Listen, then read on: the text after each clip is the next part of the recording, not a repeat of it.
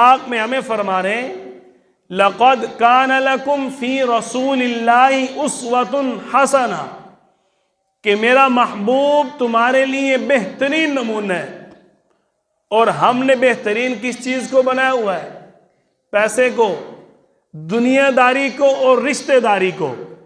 خوشی کا موقع آئے تو رشتہ دار مقدم، نبی کی سنت ختم۔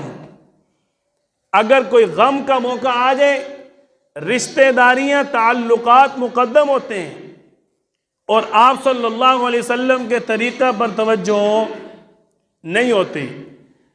مسجد میں کام کرنے کی، نماز پڑھنے کی بات آ جائے، مسجدوں کے ماحول کے اندر طریقہ نبوی پر اگر دیکھا جائے تو ہم میں سے کوئی ایک آدھ مل جائے گا، لیکن اگر نمازی دیکھے جائیں تو مسجدیں بھری ہوتی ہیں۔ جس امام صاحب کے پیچھے ہم نماز پڑھ رہے ہوتے ہیں، ہم سب اسی امام کے خلاف نماز میں سوچ رہے ہوتے ہیں۔ 80% آج یہ ہو رہا ہے کہ نہیں؟